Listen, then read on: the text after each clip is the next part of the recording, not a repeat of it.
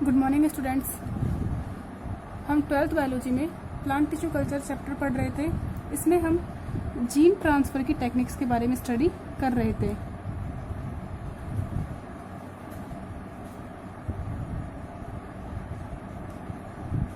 इस gene transfer technique में हमने देखा था कि हमारे पास 2 टाइप्स की टेक्निक्स हैं। फर्स्ट तो है डायरेक्ट मेथड और सेकंड जीन का ट्रांसफ़र कैसा बताया था हमने, इनडायरेक्ट। इनडायरेक्ट को हम वेक्टर मीडिएटेड मेथड भी कह रहे थे कि वेक्टर की नीड है इसमें, तो कैसे हो जाएगा ये वेक्टर मीडिएटेड टेक्निक।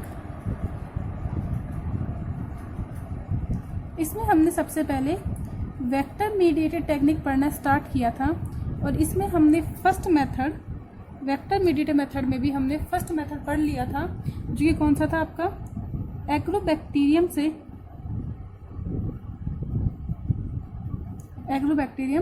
ट्यूमेफेसिएंस से।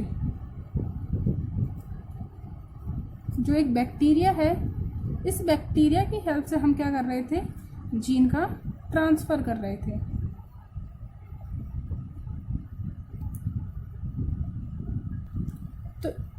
तो इस मेथड में हमने देखा कि जो एग्रोबैक्टीरियम ट्यूमेफेसिएंस बैक्टीरिया है, इस बैक्टीरिया के पास टीआई प्लाज्मिड था। ये टीआई प्लाज्मिड ट्यूमर इंड्यूस करता था। क्या काम था इसका, ट्यूमर को इंड्यूस करने का। ट्यूमर इंड्यूसिंग जीन था इसके पास, टीआई प्लाज्मिड के पास। तो हमने क्या किया, इस टीआई प्लाज्मिड को, जो टीडीएनए था जो ट्रांसफ़र होता था, इसको रिमूव करके इसकी जगह हमने क्या कर दिया था, हमारा डिजायर्ड जीन एंटर करा दिया था। और जैसे ही आपने इसकी जगह डिजायर्ड जीन करके प्लांट में इसे क्या कर दिया था, ट्रांसफ़र कर दिया था। तो ये आपके एग्रोबैक्टीरियम ट्यूमेफेसिएंस की बात हो रही थी। इससे हमें कुछ फ़ायदा है, कुछ बेनिफिट है। तो हम देखते हैं कि एग्रोबैक्टीरियम ट्यूमेफेसिएंस को यूज करके प्लांट में क्या क्या बेनिफिट होते हैं। तो देखिए,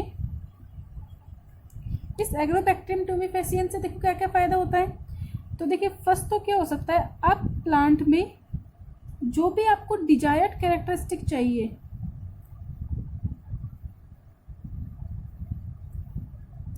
वो आप ऐसे प्लांट आप प्रोड्यूस कर सकते हैं। जैसे भी आपको कैरेक्टरिस्टिक चाहिए प्लांट में, ऐसे प्लांट आप क्या कर सकते हैं, इजी वे में प्रोड्यूस कर सकते हैं। अगर हम इसमें बात करें कि कैसे कैसे प्लांट प्रोड्यूस कर सकते हैं हम इसकी हेल्प से, तो इसकी हेल्प से हम हर्बिसाइड रेजिस्टेंस,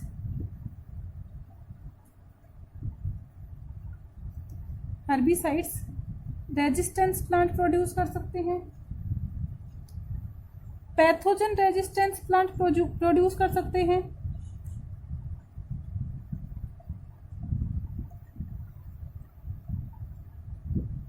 जिसमें हमने बात की थी वायरस फ्री प्लांट की, ऐसे प्लांट जिसमें वायरस का इन्फेक्शन नहीं होता इसको।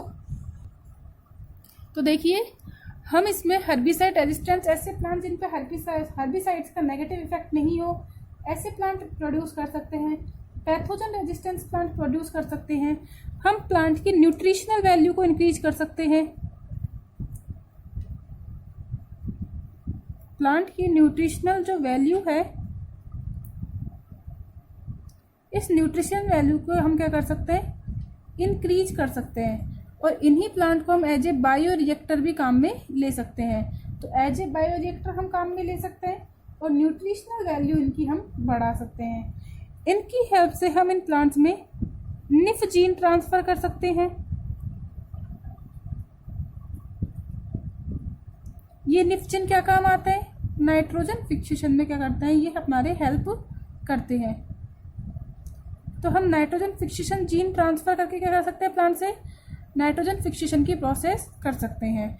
ऐसे प्लांट को नाइट्रोजन फर्टिलाइज़र देने की नीड नहीं होती।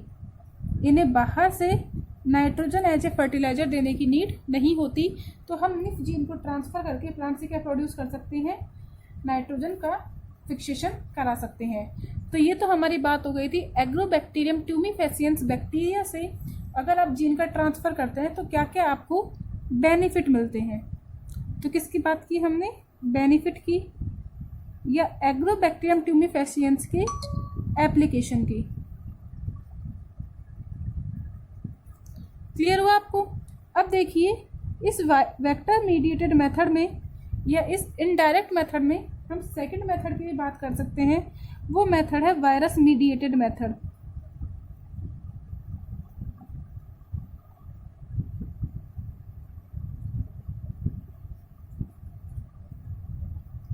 यहाँ पे सेकंड मेथड कौन सा हो गया? Virus mediated method. तो हमको पता है वायरस मीडिएटेड मेथड में जो जीन का ट्रांसफर है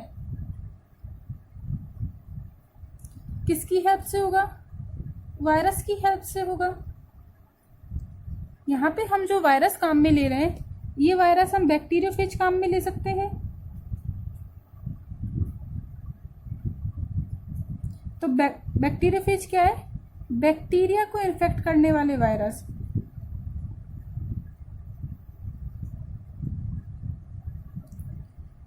बैक्टीरियोफेज की जगह हम कॉलिमो वायरस ले सकते हैं,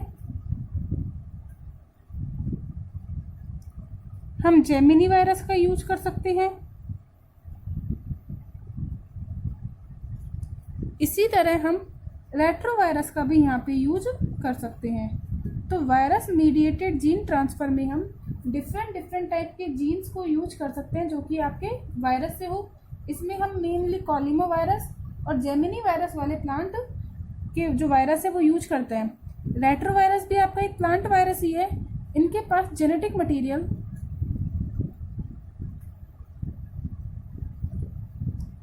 यहाँ पे आपका जेनेटिक मटेरियल क्या होता है? आरएनए। साथ ही साथ इनके पास रिवर्स ट्रांसक्रिप्टेज एंजाइम,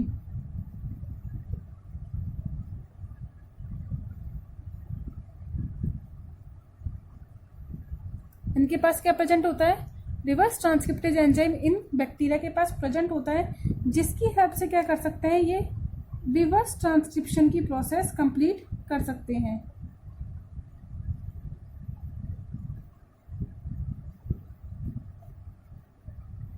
और रिवर्स ट्रांसक्रिप्शन की प्रोसेस कंप्लीट करके क्या बना सकते हैं? ये कॉम्प्लीमेंट्री डीएनए का फॉर्मेशन कर सकते हैं। क्लियर हुआ?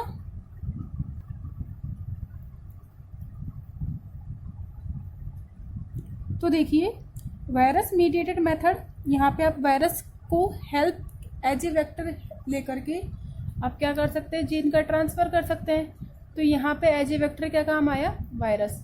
तो ये कैसा मेथड हो गया आपका? Indirect method. इस इनडायरेक्ट मेथड में हम कॉलिमो वायरस, जेमिनी वायरस, रेट्रोवायरस या वायरस जो कि कौन से हैं? आपके बैक्टीरिया को इन्फेक्ट करने वाले वायरस है, यानी कि बैक्टीरियोफेज को यूज कर सकते हैं।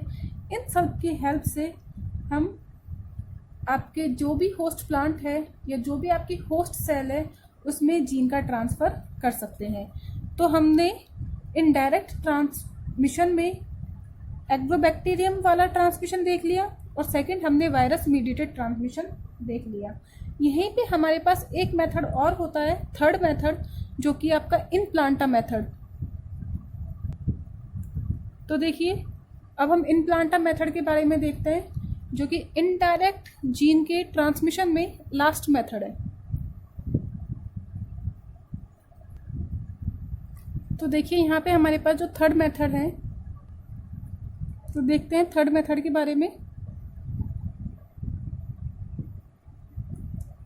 इन प्लांटा टेक्निक।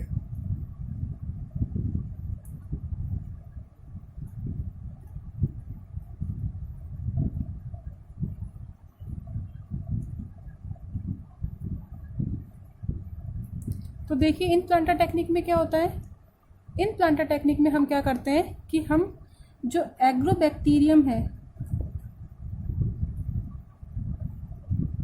इस एग्रोबैक्टीरियम को हमने क्या किया? अरेबिडोसिस जो प्लांट है उसके सीड्स के साथ रख दिया।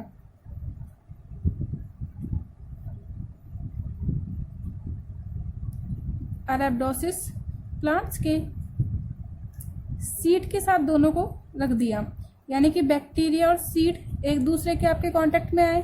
इससे क्या होगा? बैक्टीरिया ने सीधे ही किसको इन्फेक्ट कर दिया? सीड को इन्फेक्ट कर दिया। किससे इन्फेक्ट कर दिया? आपके ट्रांसजेनिक डीएनए से। अब इस सीड के पास क्या आ गया? आपका ट्रांसजेनिक डीएनए। तो यहाँ पे हमने क्या किया, अब जैसे ही ये सीड जर्मिनेट होगा तो जो प्लांट ग्रो होगा उस प्लांट के पास क्या है, ट्रांसजेनिक डीएनए।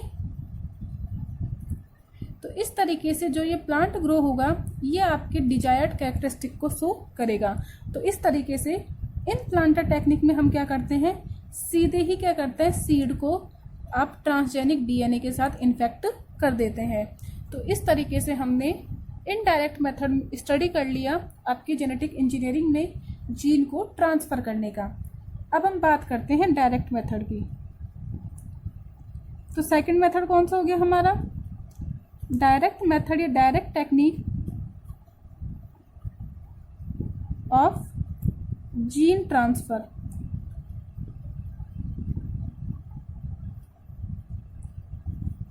सेकंड मेथड हमने देखा direct technique of gene transfer. इसमें हम वेक्टर का यूज नहीं करते, यहाँ पे हम क्या नहीं करते, वेक्टर का यूज नहीं करते। इस टेक्निक में हम फिजिकल मेथड से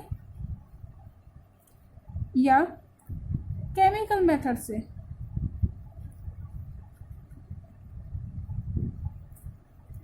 जीन का ट्रांसफर सीधे ही क्या करते हैं, प्लांट में कर देते हैं।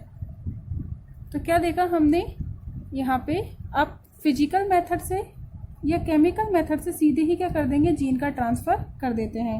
तो यहाँ पे हम सबसे पहले केमिकल मेथड की बात करते हैं कि chemical technique of gene transfer. देखिए अगर आप हेडिंग देखेंगे तो आपके हेडिंग से ही समझ में आ जाएगा कि जीन को ट्रांसफ़र करने के लिए किसी स्पेसिफिक केमिकल की आपको क्या होती है, नीड होती है। तो यहाँ पे डिफरेंट केमिकल की प्रेजेंस में हम क्या कर सकते हैं, जीन का ट्रांसफ़र कर सकते हैं। और ये केमिकल जीन ट्रांसफ़र की जो प्रोसेस उससे क्या कर देते हैं, ईजी कर देते हैं। यहाँ पे जनरली जो हम केमिकल काम में लेते हैं वो केमिकल है, chemical used in this technique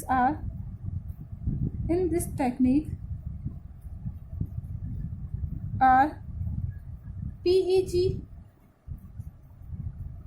polyvinyl alcohol,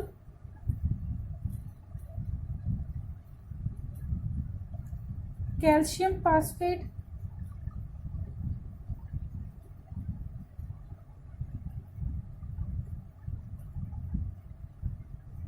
etcetera. तो यहाँ पे हम क्या यूज करते हैं, जनरली हम जो यूज करेंगे वो क्या है, पीईजी। मैक्सिमम तो क्या यूज करते हैं हम, पीईजी। उसके बाद पॉलीवाइनिल अल्कोहल, कैल्शियम फॉस्फेट एटसेट्रा हम केमिकल यहाँ पे यूज करते हैं। अब देखिए पीईजी की फुल फॉर्म क्या है, पॉली इथाइलिन ग्लाइकॉल। तो देखिए यहाँ पे पीईजी की फुल फॉर्म पॉली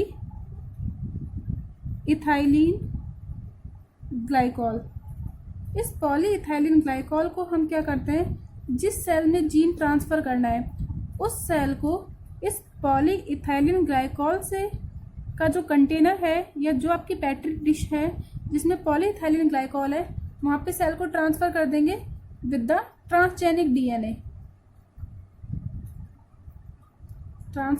डीएनए।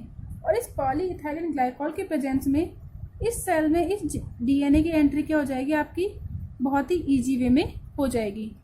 तो पॉली इथाइलिन ग्लाइकॉल को यूज करते हुए हम क्या कर सकते हैं, केमिकल को इजी वे में आपके सेल में डाल सकते हैं।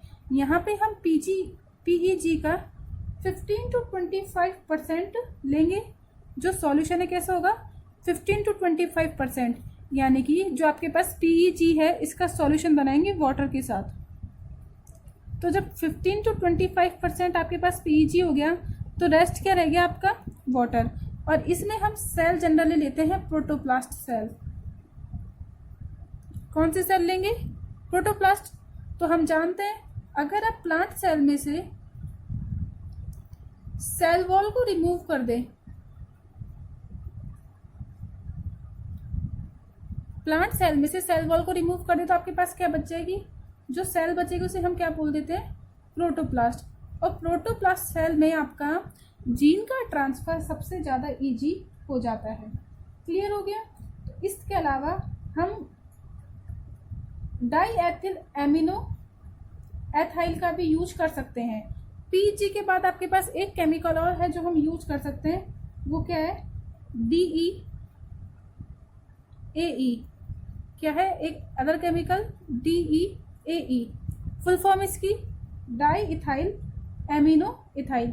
लेकिन सबसे ज़्यादा यूज जो किया जाता है और एग्जाम में पूछा जाता है वो PEG की फुल फॉर्म होती है कि PEG की फुल फॉर्म क्या है, पॉली इथाइलिन ग्लाइकॉल। क्या काम करता है, ये जीन ट्रांसफर में हेल्प करने वाला केमिकल होता है। अब देखिए, जो डायरेक्ट मेथड है इसमें हमने केमिकल मेथड तो देख लिया, अब हम बात करते हैं फिजिकल मेथड की। यहाँ पे आपके पास कुछ फिजिकल मेथड भी होते हैं, तो देखते हैं फिजिकल मेथड्स के बारे में। तो देखिए फिजिकल मेथड,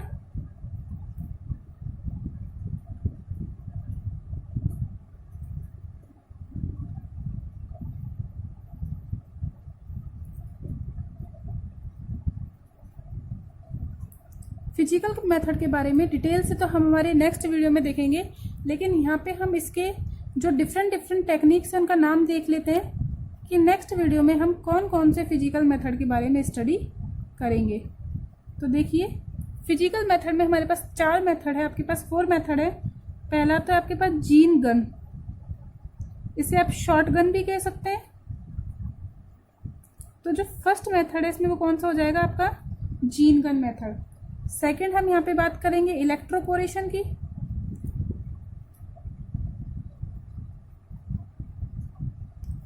थर्ड जो मेथड है यहाँ पे वो कौन सा है, लिपोसोम मीडिएटेड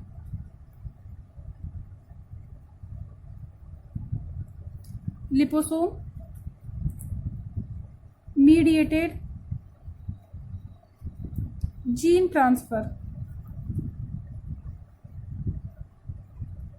तो देखिए पहली हमने यहाँ पे बात की जीन गन की, सेकंड हमने बात की इलेक्ट्रोपोरेशन की, थर्ड हमने बात की लिपोसोम मीडिएटेड जीन ट्रांसफर की, और लास्ट इसमें जो हम यूज करते हैं वो कौन सा होता है, माइक्रो इंजेक्शन। इन सारे मेथड्स में से जो बेस्ट टेक्निक है वो कौन सी आपकी, माइक्रो इंजेक्शन। माइक्रो इंजेक्शन क्या होती है, कैसे यूज करते हैं, कहाँ देखेंगे इसको हमारे नेक्स्ट वीडियो में। तो आज के लिए इतना ही।